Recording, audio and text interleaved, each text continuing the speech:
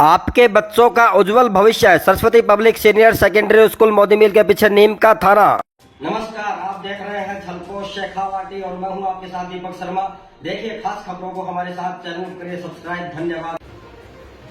नमस्कार, आज हम एक ऐसी छात्रा से बात कराने जा रहे हैं जो राजस्थान के नीम का थाना के सरस्वती सीनियर सेकेंडरी स्कूल में पढ़ती हैं। आरबीएसई की 12th की छात्रा है और इन्होंने अच्छी परसेंटेज हासिल की है।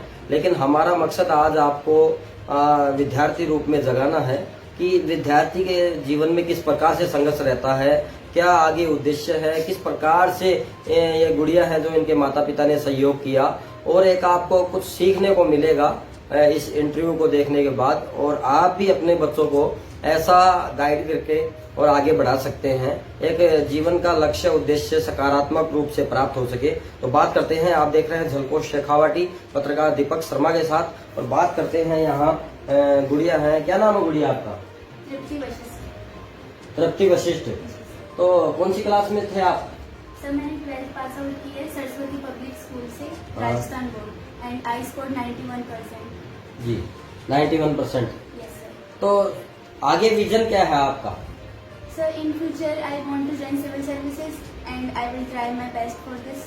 और आईएएस ऑफिसर बनना चाहती हूँ मैं, एंड इसके लिए पेरेंट्स सपोर्ट कर रहे हैं। एंड अभी रिसेंटली मैंने सीयूटी का एग्जाम दिया है दिल्ली यूनिवर्सिटी के लिए। सो वहाँ से मैंने ऑनर्स करना चाहे इंग्लिश लिटरेचर से। बिल्कुल बिल्कुल। तो आईएएस बनना चाहते हैं आप? यस। जिला कलेक्टर का सपना है आपका, या जिला कलेक्टर की पोस्ट की लेवल पर विभाग में जाने का सपना है आपका? तो ये क्यों बनना चाहते हो आप आईएएस?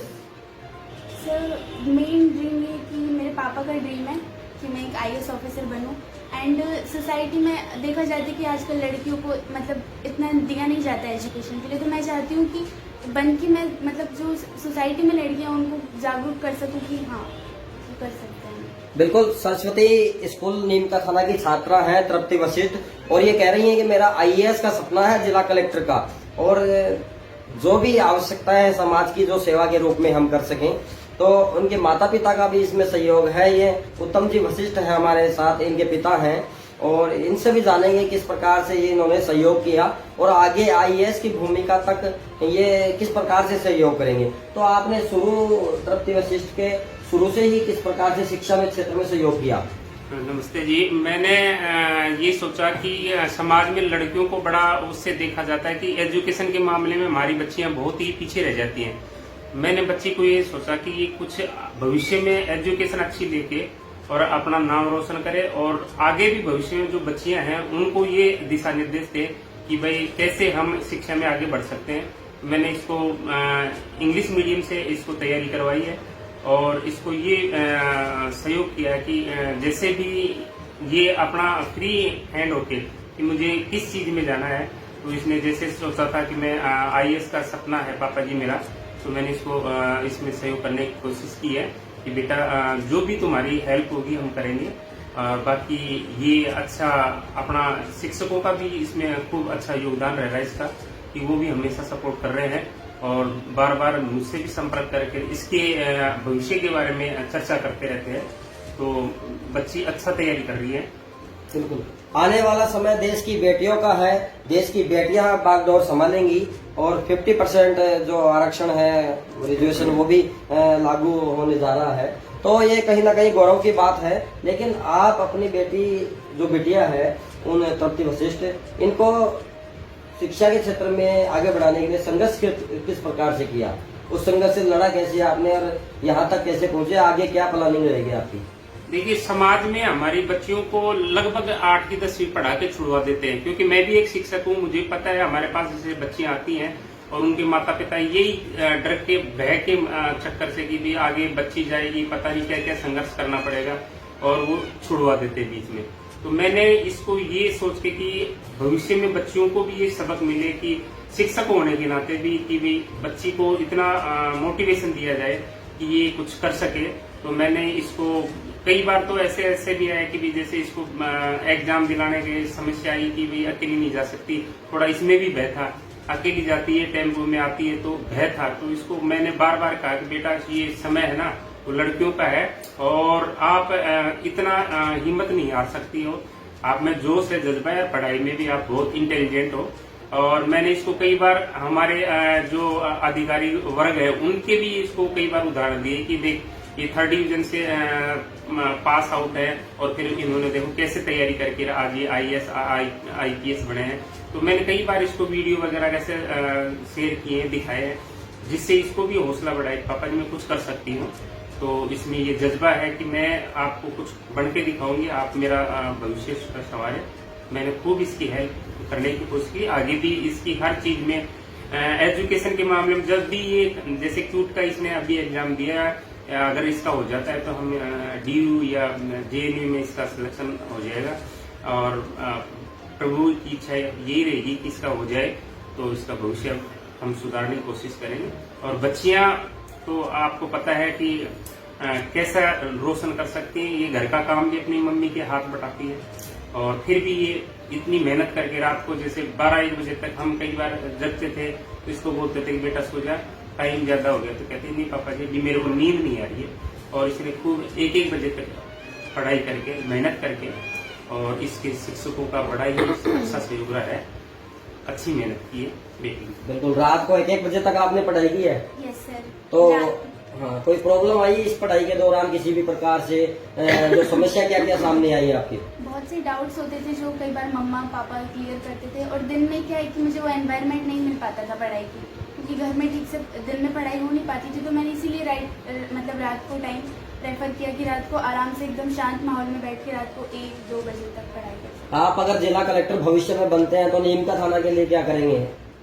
ऑफ कोर्स डेवलपमेंट करवाऊंगी यहाँ पे, क्योंकि होम टाउन है मेरा। बिल्कुल। और यहाँ पे जो भी मतलब देख रहे हैं कि जैसे अपन बैकवर्ड एरियाज में देखें तो वहाँ का मैं डेवलपमेंट करवाना चाहूंगी। नीम का थाना का कोई व्यक्ति आपके पास जिला कलेक्टर के रूप में आप हैं, तो आपके पास अगर जाएगा तो फिर आप उसकी सहायता किस प्रकार से करेंगे? फर्स्ट तो मैं ये प्रेफरेंस दूंगी क्योंकि मेरा होम टाउन है, इसीलिए मैं उनकी हेल्प करूंगी। और दूसरा उनकी प्रॉब्लम को सुन के जो भी मैं अपना बेस्ट सोल्यूशन दे पाऊंगी। बिल्कुल बिल्कुल। और बाकी राजनीतिक कोई दबाव होगा तो उसको कैसे हैंडल करेंगे आप? अगर पॉलिटिकल प्रेशर को देखा जाए तो ऑफ कोर्स मैं मतलब जो भी मैंने अब तक स्टडी किया है उसको बिल्कुल, मतलब जो भी रूल एंड रेगुलेशन उसके हिसाब से अकॉर्डिंग चलोगे आप? रेगुलेशंस के अकॉर्डिंग जो भी है रूल्स बनाए जाएंगे। तो माता पिता का जो ये संघर्ष है आपको आपके इस निर्माण की भूमिका में, शिक्षा के क्षेत्र में, लाइफ विजन में जो निर्माण आपका किया जा रहा है, आपका तो मेहनत है ही है, इसके साथ आपके माता पिता का मेहनत है, क्या इसको जिंदगी भर आप याद रख के आगे और मोटिव करो वो लोगों को?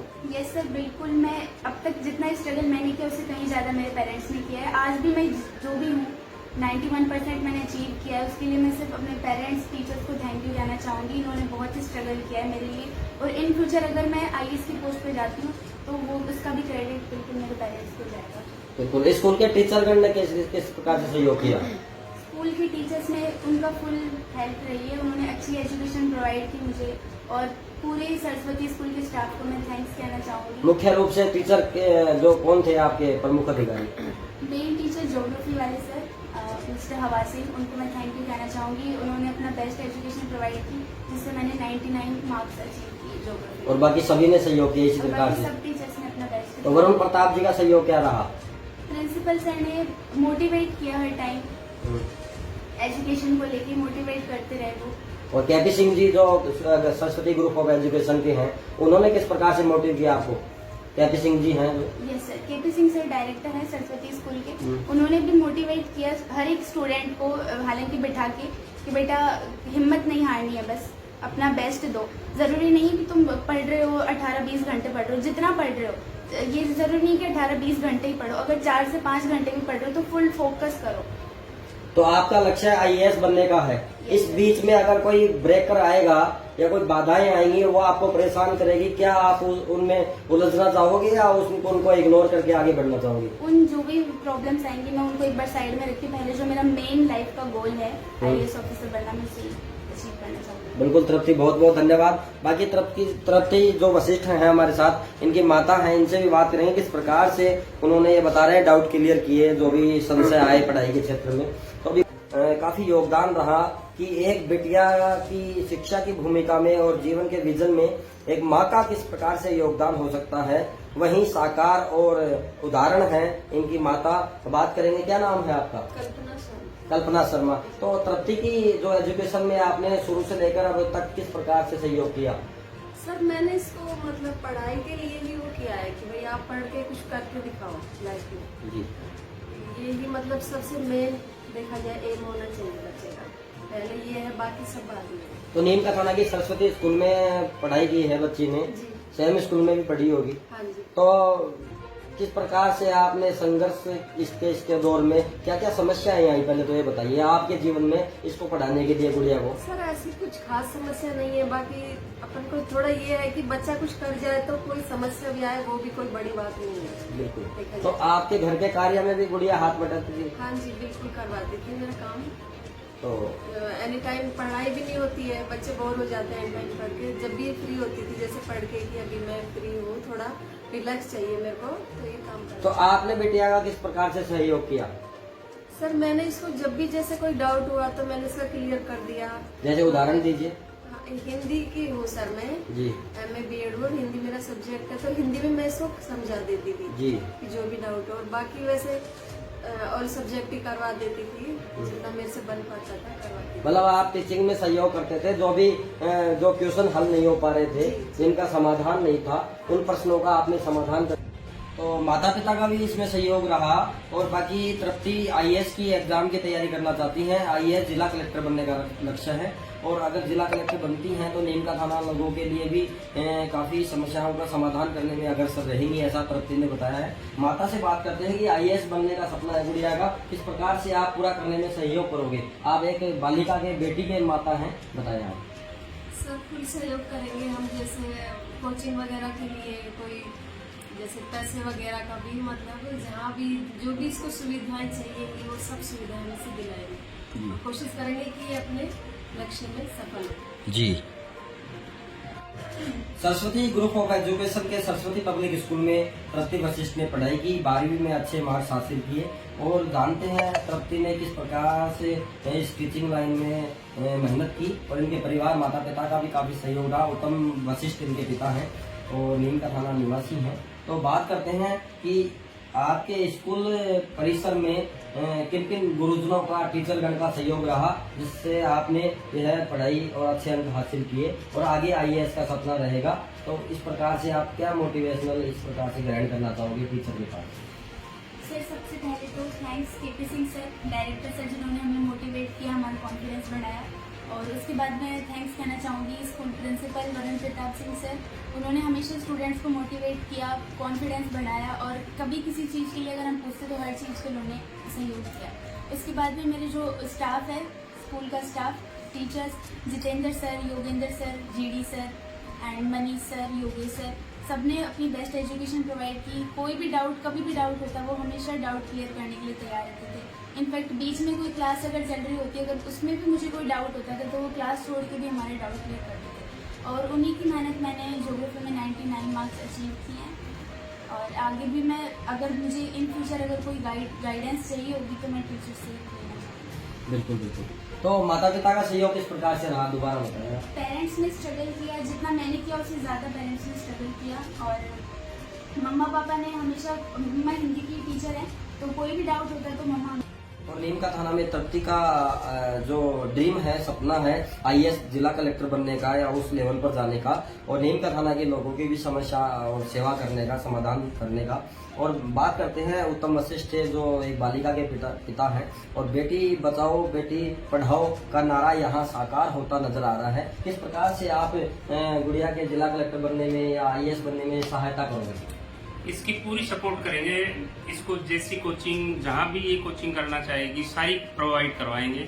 और मैं ये सोचता हूँ कि ये नीम का थाना जिले का नाम रोशन करे, और जब ये अगर इस सफलता को हासिल कर लेती है तो ये नीम का थाना के लिए कुछ ऐसा कर जाए जिससे हमारा भी नाम हो, इसका भी नाम हो, और पूरे भारत देश में ऐसा हो कि नीम का थाना से कोई ऐसा एक आईएएस अधिकारी है जो अपने जिले के नाम में इतना दम रखता है और पूरे भारत में ही अपना नाम करे। कोचिंग के अलावा आप भी इसकी टीचिंग में ये भी यहाँ पे पढ़ाई कर जाएंगे? बिल्कुल बिल्कुल फुल सपोर्ट रहेगा इसमें। क्योंकि जो पंकज वर्मा थे खंडेला के, उनके पिता टीचर थे और उन्होंने भी अपने बच्चे को IAS बनाया। वो 10 घंटे रहकर कोचिंग भी नहीं करते थे और पढ़ाई करते थे 10-12 घंटे। फुल सपोर्ट करेंगे फुल सपोर्ट गुड़ी का, बिल्कुल सर। बिल्कुल, ये थे हमारे साथ उत्तम वशिष्ठ, जो तृप्ति वशिष्ठ के पिता हैं। इनके माता पिता ने काफी सहयोग किया। सरस्वती स्कूल नीम का थाना की जो बालिका हैं, इनका IAS का सपना है, आप भी इनसे सीखें। धन्यवाद। जय हिंद, जय भारत। पेज को फॉलो करें, सब्सक्राइब करें। धन्यवाद। आपके बच्चों का उज्जवल भविष्य है Saraswati public senior secondary school Modi mill के पीछे नीम का थाना।